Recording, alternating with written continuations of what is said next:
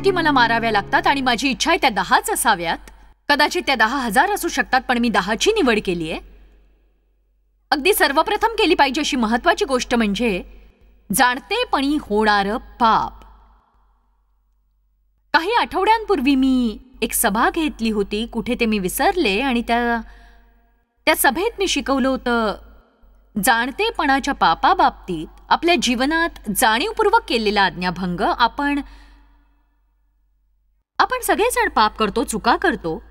त्याला आपण एक प्रकारची दैहिकता म्हणतो, म्हणजे जणू काही एकाएकी आपला तोल ढासळतो आणि तोंड बेलगाम होतं आणि मग नंतर हे देवा क्षमा कर क्षमा कर. ही एक वेगळ्या प्रकारची प्रवृत्ती असते की काळाच्या पुढे जाऊन आपल्याला पूर्णतः ठाऊक असतं आपण चूक करणार आहोत, तरीही आपण ती करतो. आणि आता मी नेहमीच सभेत सांगते, जॉयस मायर्सच्या सभेला प्रवास करून येणारे हे सगळे लोक आहेत आणि ते हॉटेलमध्ये राहतात, मुलांना पाळणाघरात ठेवतात, म्हणून ते इथे आहेत. तुम्ही विचार कराल, खरंच गंभीर असे हे ख्रिस्ती आहेत. बहुतेक पुष्कळ लोक जे एकलकोंडे असतात ते माझ्या सभेला येत नाहीत, कारण अशांना मी सेवा देत नाही. तर मी म्हणत होते, किती जणांच्या जीवनात जाणतेपणाचा आज्ञाभंग आहे आणि देव माझा साक्षी आहे, कमीत कमी 80% लोकांनी हात वर केलेले आहेत. आता आपल्यासाठी काय उरलंय? त्या वचनदत्त भूमीत आपण कसे काय राहणार हा विचार केलाय का तुम्ही? देवाच्या परिपूर्ण आशीर्वादांना जीवनात कसं स्थान असेल जर आपण म्हणतो आपण चुकतो पण मी मात्र काही करून मिळवणार? काय काळजी करू नका, मी तुम्हाला सांगणार नाही. माझ्याशी किती जण सहमत आहेत की जर आपल्याला ते सरळपणे मिळणार नसेल तर आपण कुठे जाणार आहोत त्याशिवाय? मला ठाऊक आहे क्षमा केली पाहिजे, पण मला ठाऊक आहे चांगला स्वभाव असायला हवा, पण मला माहिती मी तक्रार करायला नको, पण हा पण काढून टाका.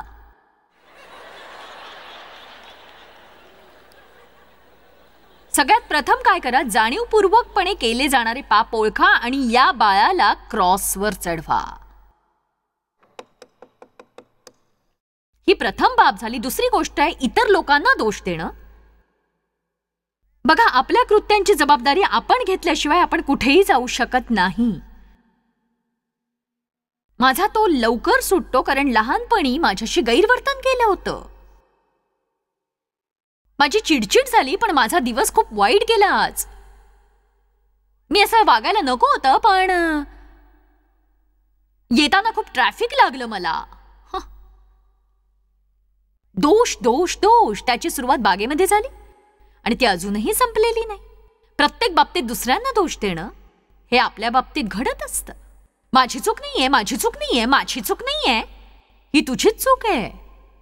दोष देण्यासंबंधी किती जणांना माहितीये? किती जणांना जाणीव होते की ज्या क्षणी आपल्याकडून चूक होते दैहिकतेमध्ये काहीतरी घडतं आणि तुम्हाला लगेच असं वाटतं की सभोवताली कुणाला तरी दोष देता यावा असं. म्हणजे जर मी कारच्या चाव्या हरवल्या तर ती मुलांची चूक असते कारण सगळ्या घरात गोंधळ करणारे तेच असतात. पण जेव्हा आणलेल्या असतात तेव्हा त्या योग्य जागी ठेवलेल्या नसतात. हे कारण नसतं, ती त्यांची चूक आहे, त्यांनी गोंधळ केलेला असतो.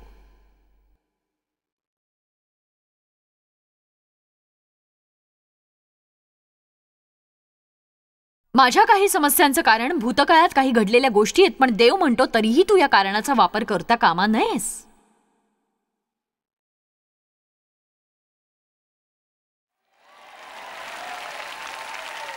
कुणाला असं वाटतं का की आपण या सगळ्याची कबुली द्यावी आज? सांगा मला. माझ्या वागण्याची जबाबदारी मीच घ्यायला हवी. मी आनंदी नव्हते याचा दोष देवला देणं मी थांबवायला हवं. हॅलो, मी म्हटलं मी आनंदी नव्हते याचा दोष मी देवला देता कामा नये. कधीतरी तू जर मला एखादी भेट आणलीस ना तर मी खरंच खुश होईन. तू मला कधी गजरा आणत नाहीस, तू असं केलंस तर मी खुश होईन. जर तू football, baseball, basketball, golf, hockey, tennis नाही खेळलास तर, सॉकर, कुस्ती, बॉक्सिंग पाहिलं नाहीस तर मी आनंदी होईन. जर तू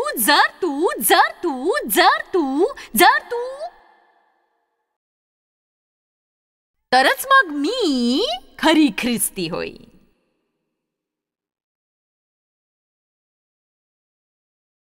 चला आता.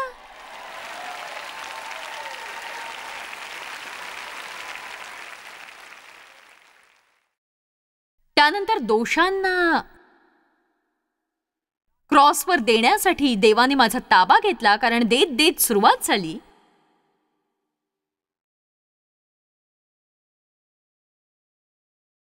कायम कारण देत राहायचं, कारण आपण सतत छोटीशी कारणांची बॅगच बरोबर वागवतो. हे खूपच कठीण आहे. तुम्हाला समजत नाहीये काही कठीण असं. मी जर थोडीशी तुमच्यासारखी असते तर फार सोपं झालं असतं, पण मी जराशी म्हणजे माझा स्वतःवर तेवढा ताबा नाहीये, ते जरा कठीणच आहे.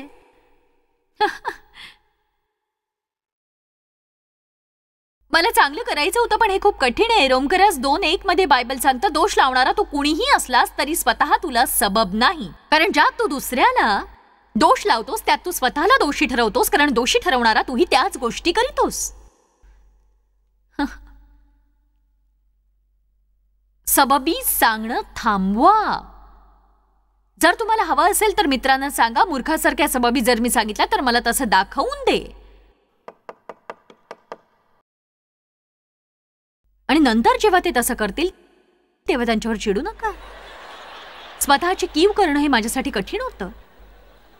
अरे बाप रे. जेवताना मी कुणाशी तरी बोलत होते. मी म्हणत होते, आपल्याला का हवंय ते स्वतः बाबतीत आपल्याला कीव का वाटावी, त्यात असं काय आहे. बिचारी मी खूप दयनीय आहे. कुणीच माझ्यावर प्रीती करत नाही. माझ्यासारखं दुसरं कोणी इतकं वाईट नसेल. तुम्ही हवं ते करता, पण मला मात्र त्रास होतो. तुम्ही लोक इथे गोंधळाशिवाय काही करत नाही आणि मी मात्र गुलाम असल्यासारखी सगळी स्वच्छता करते. स्वच्छता स्वच्छता स्वच्छता. आणि तुम्ही करता पसारा पसारा पसारा. मी स्वच्छता करते, तुम्ही पसारा करता. मी खूप त्रासले, वैतागले. मी त्रासले, कंटाळले, त्रासले, कंटाळले. समजते तुम्हाला? त्रासले, कंटाळले, त्रासले, कंटाळले. आणि मग दुसऱ्या दिवशी देवाला म्हणता, देवा मी इतकी सतत आजारी आणि त्रासलेली का?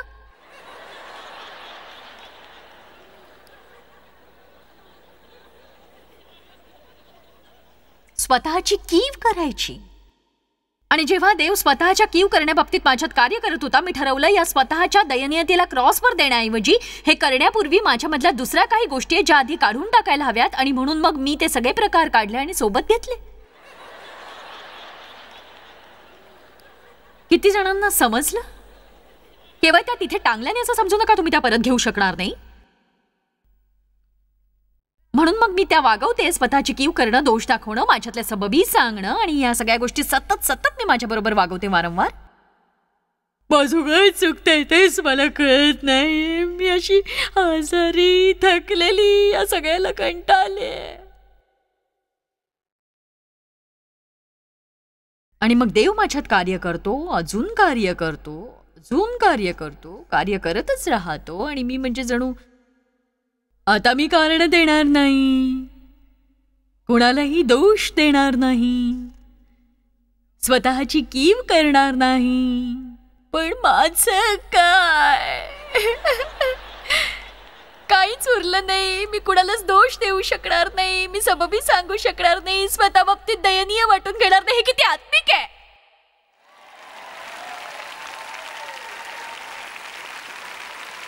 माझी दुधाची बाटली हरवली आहे. माझी अशांती हरवली आहे. मला इथून पुढे डायपर्सची गरज नाही.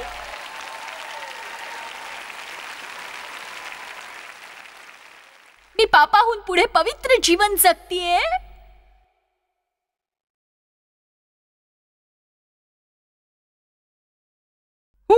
हालेलुया. स्वतःचीच दया करणं म्हणजे सगळ्यात मोठ्या ऊर्जेचा नाश करण्यासारखं आहे. आणि या जगामध्ये ती काहीही चांगलं करत नाही. अगदी काहीही चांगलं करू शकत नाही.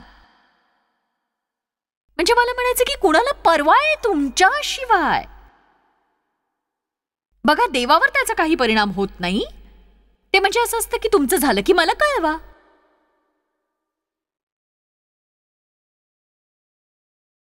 बाथरूम मध्ये जाऊन भिंतीला टेकून बसायचं आणि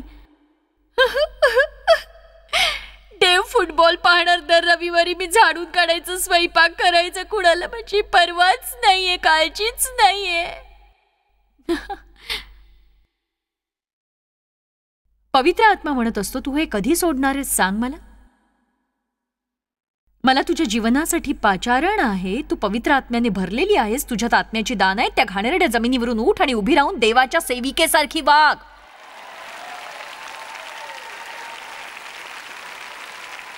आमेन.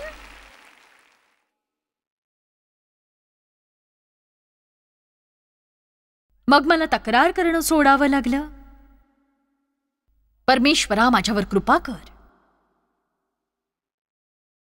तो अगदीच साधारण, कदाचित महान चमत्कारही असू शकेल जर संपूर्ण दिवसभरात कशाविषयी कुरकुर न करता तो घालवला असेल.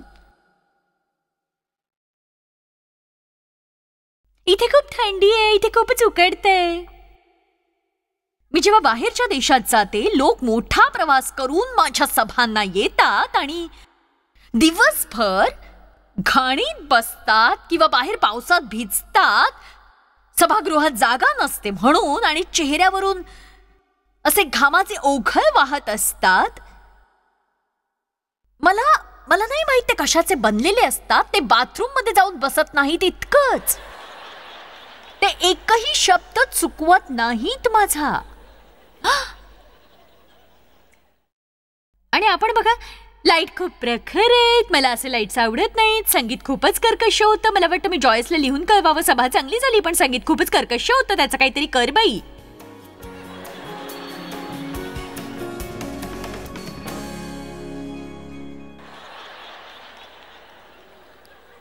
अशा तक्रारी आपण क्रॉसवर न्यायला हव्यात आणि तिथेच सोडून द्यायला हव्यात. चला हे इथे अडकवूया, कारण ही सगळ्यात शेवटची करण्याजोगी गोष्ट असते. ही सगळ्यात शेवटची करण्याजोगी गोष्ट असते.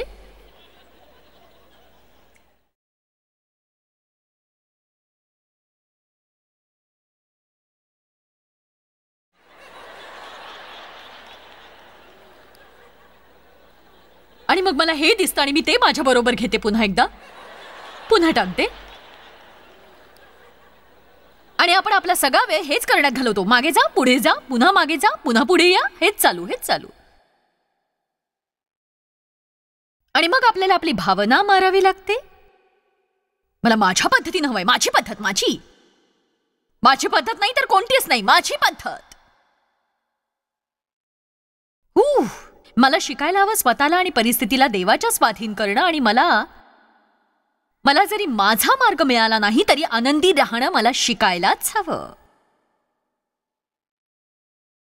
मी शिकतेय. ज्या प्रत्येक वेळी आपण म्हणतो मी शिकते किंवा मी शिकले, याचा अर्थ सांगू, वेदना. हॅलो. ठाऊक नाही पौल त्याच्याकडे कसं बघत होता. असं म्हणताना की दैन्यावस्थेत राहणे व संपन्नतेतही राहणे. मला समजते हर एक प्रसंगी मी सारखाच असतो. संपन्न असणे आणि विपन्न असणे याचे रहस्य मला शिकवण्यात आले. मला नाही माहित असं म्हणण्यासाठी पौलाला किती काळ लागला असेल.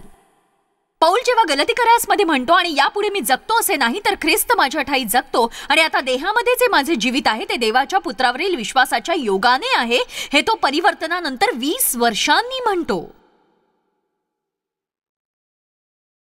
दमास्कसच्या रस्त्यानंतर लगेचच तो हे म्हणत नाही. नवीन जन्म झाल्यानंतर एका आठवड्यानंतर लगेचच तो हे म्हणत नाही की मी संतुष्ट आहे.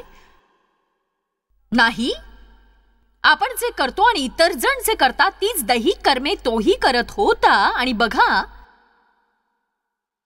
तुम्ही स्वतःमध्ये नसता. जर ते कठीण असेल किंवा तुम्हाला सोडायचं असेल किंवा पळून जायचं असेल तर माझा प्रश्न असा आहे, हे सगळं घडल्यावर त्यामध्ये तुमचा वैयक्तिक परिणाम किती होता? हे फक्त एखाद्या पिवळ्या पाकिटात सामावलं जाणार आहे का की तुम्ही ते सोडून जाणार आहात? हजारो आत्मिक अशा मुलांना ज्यांना तुमच्या केवळ उपस्थितीमुळे स्पर्श झालाय. केवळ मला वाटतं कधी कधी बोलण्यापेक्षा कृती करणं हे जास्त महत्वाचं असतं. हो, जर तुम्हाला बोलणं कठीण वाटतं तर कृती करणं खरंच कठीण असेल.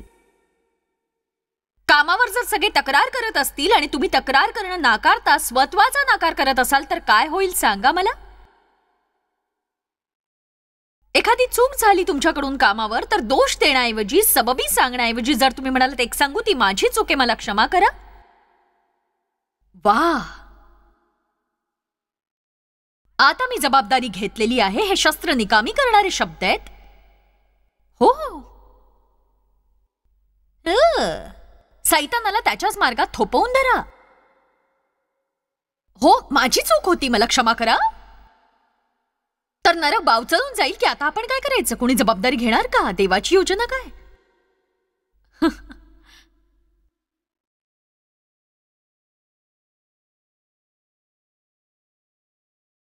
देवाची योजना आहे, देवाची वेळ आहे, त्याच्यासोबत आनंदी राहणं आपण शिकायलाच हवं. आमेन. तुम्हाला वाटतं का की माझ्या जीवनात काही घडत नसेल? आत्ताही माझ्या जीवनात खूप गोंधळ चालू आहे. तुम्हाला जर मी तो सांगितला तुम्ही विचार कराल कशी काय तू इथे संदेश देतेस, इतरांना सांगू शकतेस. तुम्हाला सांगू प्रामाणिकपणे मी त्या बाबतीत काहीच करू शकत नाही. ती माझी समस्या नाही आणि जर देवाला ती सोडवायची असेल मला वाटतं मी तशीच ठेवून आनंदी राहायला हवं. आपण आपल्या परिस्थितीला आपल्यावर हावी होऊ देता कामा नये. आपण इतरांसारखं करू नये किंवा इतरांप्रमाणे नियंत्रित होऊ नये. ते आपल्याशी कसं वागतात किंवा कसं वागत नाहीत. आपण लोकांकडून आपल्याला काय मिळतं यावर जास्त भिस्त ठेवतो, देवाकडून काय मिळतं यापेक्षा. मी माझा बंडखोर स्वभावही क्रॉसवर टांगला पाहिजे.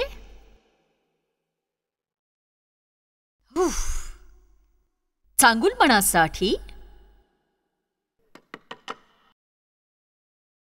बंडखोरपणा, मला वाटलं एकच गोष्ट मला संपवून टाकेल. मी सांगते कुणी पुरुष मी विनम्र असण्याची अपेक्षा ठेवणार नाही. माझा अशा प्रकारे लोकांनी केलेल्या शोषणामुळे आणि कुठल्याही पुरुषाने मी काय करावं हे सांगण्याची मला गरज नाही, अशी होते मी याआधी. आणि मग देव म्हणाला की हो,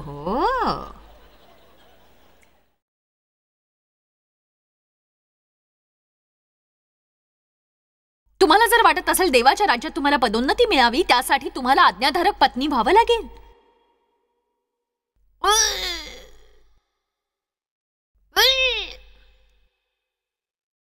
जगातील अधिकाऱ्यांसमोर विनम्र होणं तुम्ही शिकला नसाल तर तुम्ही कधीही देवासमोर विनम्र होणार नाही. तुम्हाला अधिक आनंदी व्हावं लागेल. याचा अर्थ कामावर जेव्हा तुमचा अधिकारी तुम्हाला एखादी गोष्ट करायला सांगतो जी तुम्हाला पटत नाही, तोंडाला कुलूप लावून करा. जिथे जबाबदारी नाही तिथे मतप्रदर्शन करू नका. ठीक आहे, छान चाललंय, धन्यवाद. तर हा मोठा धक्का असेल, त्यांना वाटतं त्यांना सगळं ठाऊक आहे. तुमच्या गळ्यात असलेला मोठा चांदीचा क्रॉस आणि जाडजूड बायबल घेऊन तुम्ही कामावर गेलात. तुमच्या बॉसला हादरा बसेल, धक्का बसेल, त्याच्यासाठी तो हादरा असेल. हादरा हादरा हादरा धक्का धक्का धक्का धक्का धक्का. जरा मागे जाऊन थोडी उजळणी करूया. आपण बघूया स्वतःची कीव करणं, सबबी सांगणं. जर आपण काळजी करत नसू तर आपण हे सगळं घरी घेऊन जाणार आहोत.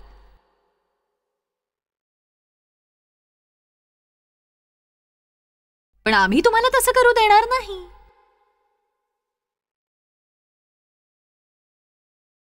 बघा, आपण वाढतोय. आपण सन्मानालाही नकार द्यायला हवा. मी हे सरळपणे सांगू शकते का, जर तुम्ही पवित्र बनणार असाल तुमचा छळ होणार आहे. मी जेव्हा सेवा कार्य सुरू केलं मला चर्च सोडायला सांगितलं गेलं. चर्चमधून मला काढण्यात आलं. त्यांना मी नको होते. त्यांना वाटलं मी फारच खट्ट आहे. ठीक आहे, हा हा, कोण हसताय आता?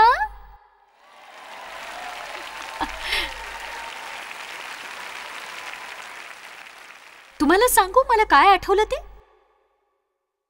एकांत माझ्यासाठी गत गोष्टींची उजळणी असते. टीव्हीद्वारे जितके अधिक लोकांशी मी संबंध जोडते, माझ्या बाबतीत मतप्रदर्शन करणारे पुष्कळसे लोक, अपेक्षेने प्रार्थनेने माझ्यावर प्रेम करणारे, तुम्ही विश्वास ठेवा अगर नका ठेवू, प्रत्येक जण नाही तसं करत. मला जितकं गोड वागता येईल तितकं वागते, लोकांना मदत करू पाहते मी, पण म्हणून सगळ्यांनाच मी आवडत नाही. म्हणून मला हे क्रॉसवर टांगावंसं वाटतं, हा सन्मान. अरे बाप रे, हे कठीणच होत चाललंय. अन्याय, लोकांच्या मूर्खपणाचा मला खूप कंटाळा आलेला आहे.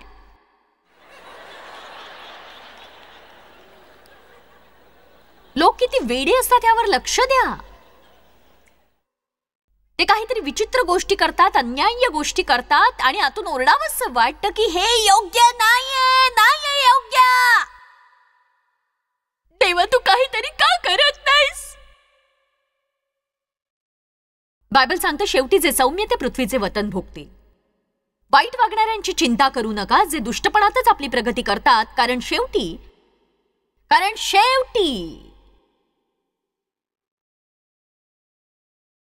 मला यशाया 61 आवडतं.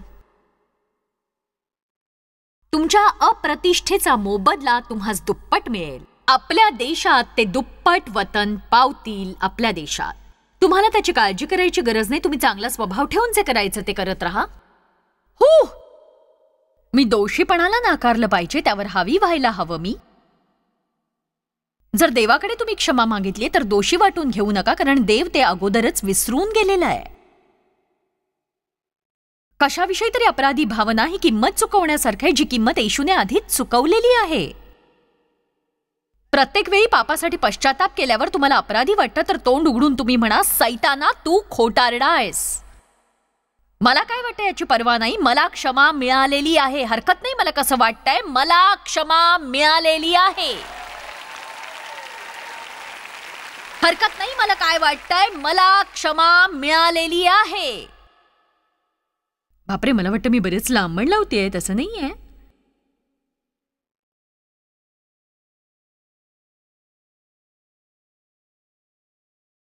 काळजी करू नका, वेळ संपतच आलीये. अजूनही आपण आपलं तोंड बंद करण्याविषयीच बोलतोय, खरं ना? बायबल सांगतं, जर तुम्हाला आनंदी व्हायचंय, तुमच्या तोंडाबाबतीत काहीतरी करायलाच हवं. जिभेमध्ये जीवन आणि मरण आहे. पण मी सांगते, मी 25 वेळा हे क्रॉसवर टांगते आणि तरी परत तिकडेच ओढली जाते सतत. म्हणून तुम्ही माझ्यासाठी प्रार्थना करा, एवढंच मी सांगू शकेन. एक सांगू, जिथे मी असायला हवे तिथे नसले तरी देवाचे आभार, मी जिथे होते तिथेही नाही. आता शेवटची खूप महत्वाची गोष्ट, कारण खरी सुरुवात इथूनच होते सगळ्या उर्वरित गोष्टींची सुरुवात इथूनच होते. आणि हीच समस्या खरं तर पहिल्यांदा घ्यायला हवी होती क्रॉसवर, पण दुःखाने सांगते ती शेवटीच असते.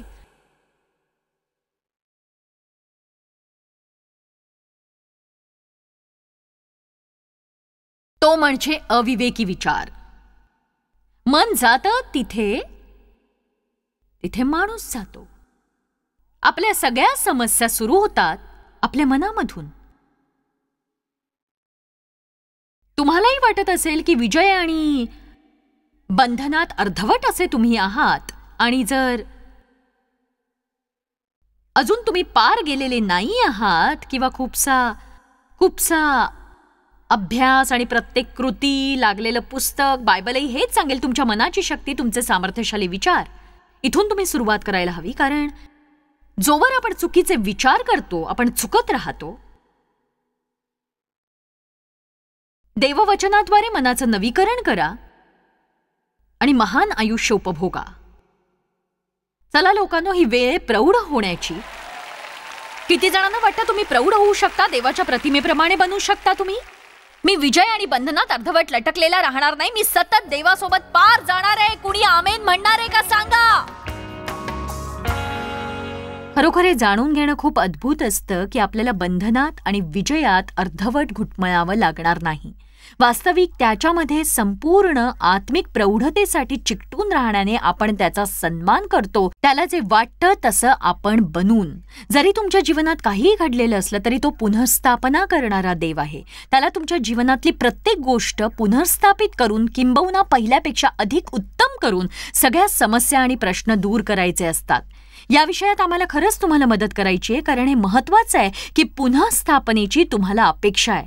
मी असं म्हणत नाही हे सगळं काही एका रात्रीत घडेल, कधी कधी तर आपल्या अपेक्षेपेक्षा जास्त वेळ लागतो, पण चांगली बातमी अशी, विजयाकडे तुमची वाटचाल होतीये आणि कुठेतरी अर्धवट तुम्हाला अडकून राहायची गरज नाही. विजयाप्रत तुम्ही जाऊ शकणार आहात.